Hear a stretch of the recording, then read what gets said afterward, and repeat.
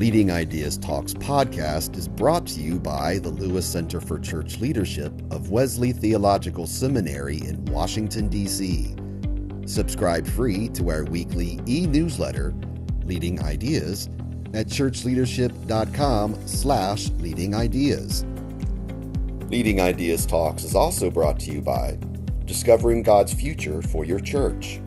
This turnkey video toolkit helps your congregation discern and implement God's vision for your church's next faithful steps. Learn more and watch an introductory video at churchleadership.com/vision. And remember, to stay up to date with the latest church leadership strategies and information, please like and subscribe to this channel and click the bell icon to get updates for new videos. How can spiritual direction impact leaders and congregations? In this episode, Eunhyey reflects on the role of spiritual direction, its benefits for personal and church growth, distinctions from counseling, and tips for finding a spiritual director. Welcome to Leading Ideas Talks, a podcast featuring thought leaders and innovative practitioners. I am Jessica Anschutz, the Associate Director of the Lewis Center for Church Leadership, and I am your host for this Leading Ideas Talk. Joining me is Eunhyey, an ordained PCUSA pastor, spiritual director, and licensed marriage and family therapist. Thank you, Eunhyey, for taking time to speak with me about spiritual direction today. Oh, excited to be here. To start us off, why don't you share with our audience, what is spiritual direction? Wow. So that's a little bit of a tricky question in that there are lots of different forms of spiritual direction. I will speak to the form that I've been trained in, which comes out of the Christian contemplative tradition, supposedly going back as far as like the desert fathers and mothers, maybe some would say further. But for me, what I understand spiritual direction to be is a space that's created for people to pay attention more deeply to what's happening in their souls and with God in their lives. And the way that would happen is the spiritual director would hold a safe place, and both of the people in the room, the directee and the director, their main focus is going to be, especially the director's focus, is going to be on listening to the Holy Spirit and listening to the directee and seeing where those places of contact, where God's movement seems to be the most active, or where there just seems to be something that God is touching in the person that's speaking and that they're listening to. In many ways, the director is a soul companion or a soul friend, and someone who is committed to listening and not telling you what to do or giving you advice. In fact, director is a kind of a misnomer, at least in the tradition that I was trained in, because it's one of the least directive ways of being with somebody for the sake of their relationship with God and the Spirit. Thank you so much for that answer. Now, I'm curious, you are also a counselor. So what is the difference between spiritual direction and counseling, or having a spiritual director and having a counselor? Yeah, I think that's a wonderful question, because I see both of them as sort of ways of becoming more fully who God intended us to be. In many ways, I think of counseling as a form of discipleship, where you're investigating and seeing the parts of your character that are informed by your thoughts, your emotions, as well as your behavior, and especially your interpersonal behavior, so your relationships. Counseling is going to be focusing on those aspects of the human being, and then spiritual direction is going to be focusing a lot more on your soul and your walk with God. There's definitely overlap. Like in spiritual direction, deep emotional family issues are going to come up. And in counseling, especially if they're coming to me because I am a Christian, therapist, issues of their spirit and their relationship with God as it impacts their emotions and their daily functioning. That's going to come up too. So there's definitely overlap, but the focus and the goals are different. So, spiritual direction really focusing on connection with the holy and with God. Given that, who should seek spiritual direction? Oh, well, because I'm a fan and because I've benefited so much, I kind of say everybody. And it's especially helpful for people who feel like they've hit a wall with the ways of interacting with God and the body of Christ that they're used to. So for me personally, it came at a time when I was serving full time in ministry for an organization that helped connect people with opportunities overseas. So I was a mobilizer, basically. And a big part of my job was mentoring people, listening to people. I never stopped believing all the basic tenets of what it means to follow Jesus. But every time I would, share the gospel with somebody, internally it fell flat. There was something missing. And so definitely I would not have used those words back then, but I'll use them now. I felt like I hit either like a complete like period of dryness or a wall. And then when I started receiving spiritual direction, it was like drinking from a well in the middle of a desert. And I think the difference was that it was such a different space where I didn't have to have the answer and I wasn't asking somebody for the answer, but instead there were a lot of walls taken down so that I could experience God in a different way. Thank you so much for sharing part of your personal story and how spiritual direction has benefited you. What benefits do you see to spiritual direction in church leaders specifically? Church leaders are maybe the number one group of people. Actually, anybody in a caregiving role, somebody who spends a lot of their focus on other people and who also can't just talk to anybody off the street because of issues of privacy. They want to respect the people who are coming to them. So therapists are in this category, other spiritual directors. Yeah, but definitely ministry leaders are right in there because in spiritual direction, there's a lot of expectations being removed. And I think that can be a real weight off of a lot of leaders. And just knowing that there's somebody there for you, because even though you can call a spiritual director a soul friend, it's not a mutual relationship. This director is there for you to offer you a space to pay attention to what's happening between you and God, between you and yourself, which is hard to do without some kind of safety. And so ideally, when you find the right spiritual director, that space can be created for you.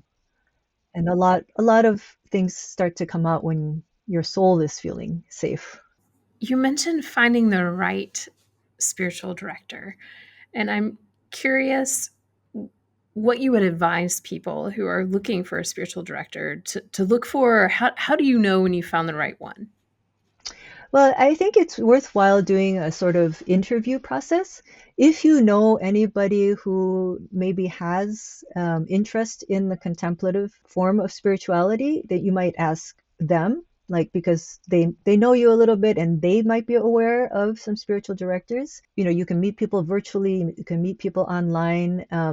The best way is kind of to start with your own personal networks. Just kind of ask around. Has anyone done spiritual direction? Do you have a director? And start from there. But I also could recommend on the East Coast, the Shalem Institute is a great resource. There is a very large organization that is not exclusively Christian, but they have a lot of Christian spiritual directors on there called Spiritual Directors International. And their website is sdicompanions.org. Since directors aren't really limited by state boundaries or even national boundaries, if there's somebody that you've read that happens to be a spiritual director, you might want to reach out to them and say, hey, do you know of anybody that would be a good fit for me? I trained with Christian Formation and Direction Ministries in Southern California, and they have a website called cfdmsoutherncalifornia.org. And if you say, I am interested in a director, and you share a little bit about what you're looking for, they might be able to get back to you with some names as well. I very much appreciated how they trained me, and I get referrals for my own direction from them as well. So, when you're looking for a spiritual director, what are the things you're looking for to find that good match? What are just some examples of what you might consider? For me, I look for somebody who really listens for what God is doing and is able to reflect back and highlight without that many words what's happening. Because the fewer words are said, the more it kind of falls back on me to pay attention to what's happening inside. That said, for me personally, I do appreciate sometimes when they might offer, I noticed this, or that brings up this in me, a little bit of what, in the therapy world we'd call self-disclosure. Personally, I kind of find that helpful. And sometimes I might flat out ask, well, what do you think? And a good spiritual director will take that and help you go deeper with where is that question coming from too. But so somebody who really can pay attention and is listening and has a sensitivity to the Holy Spirit and to you. And they may not have the same background as you, but they are caring for you. There's something about you that they are drawn to and interested in as well. I think for me personally, as a person of color, like it's very helpful when I know that they have either training or like lived experience in the giving direction and being a person of color in the contemplative world. So that's a very different dynamic as well. So I appreciate that. Those are helpful things to think about, especially if someone is going to pursue spiritual direction. Drawing on your own experience, how do you see spiritual direction impacting ministry? I'm going to go out on a limb and say I think it's almost essential. If not spiritual direction, then something like it that can help create a space for the ministry leader or leaders where they are reminded that it's not up to them.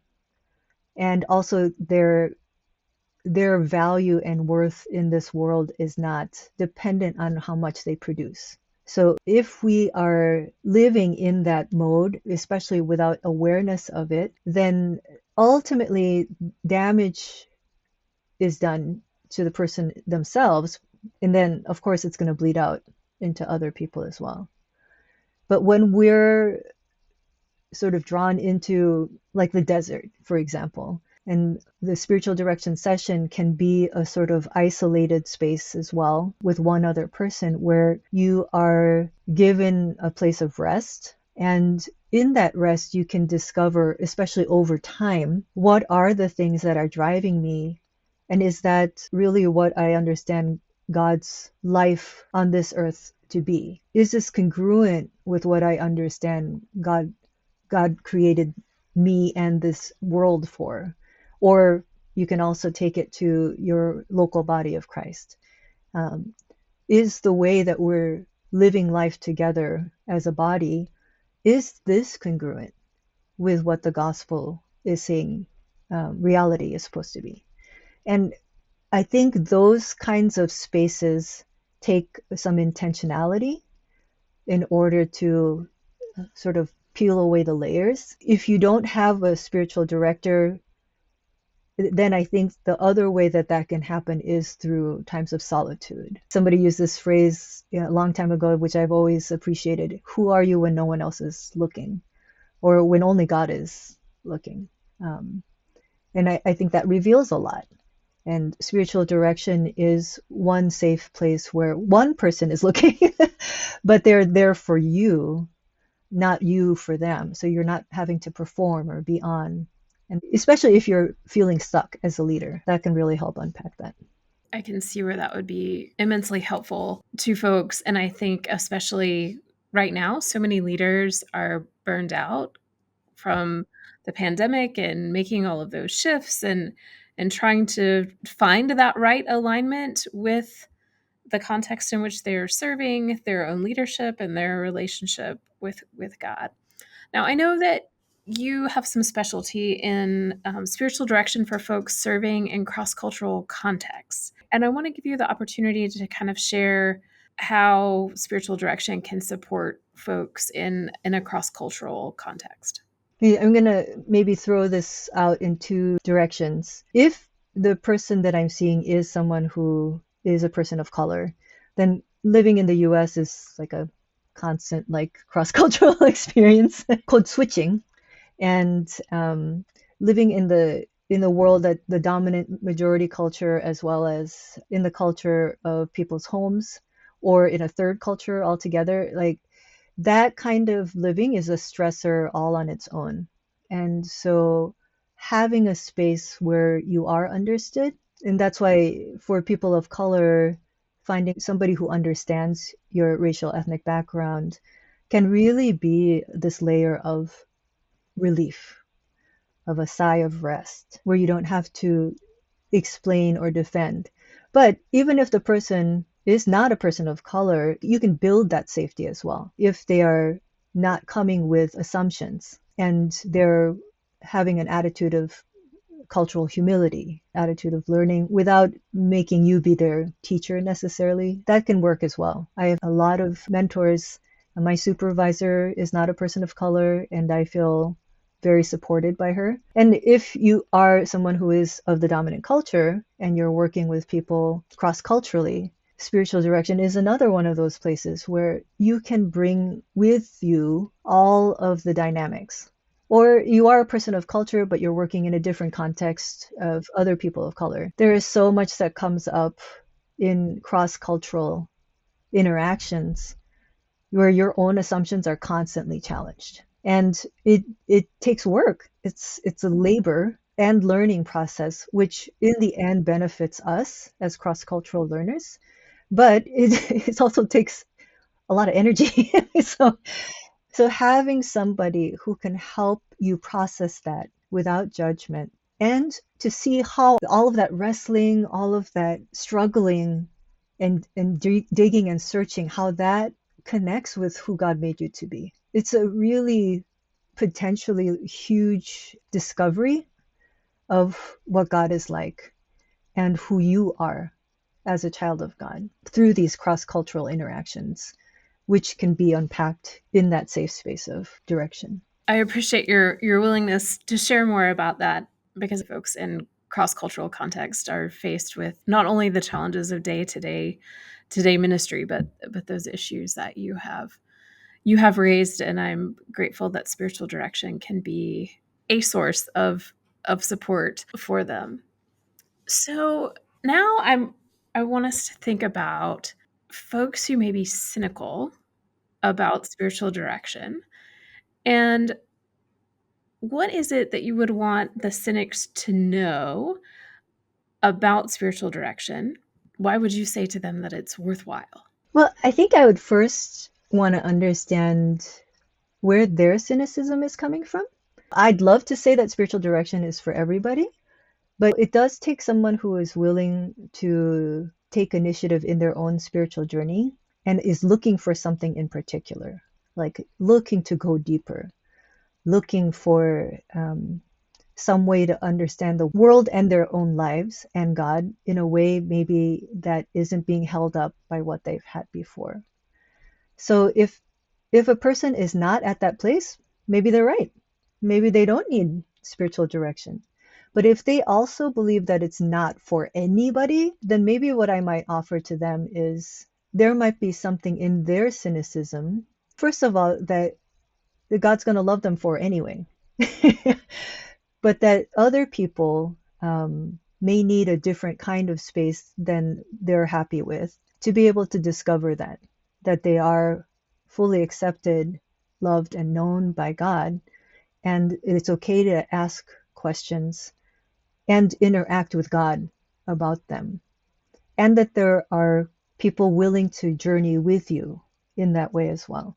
I appreciate your your willingness to engage the question, but also the openness with which you offer yourself to folks to be able to ask those questions and to explore and to see. Appreciate that. Thank you. I think there are benefits, right?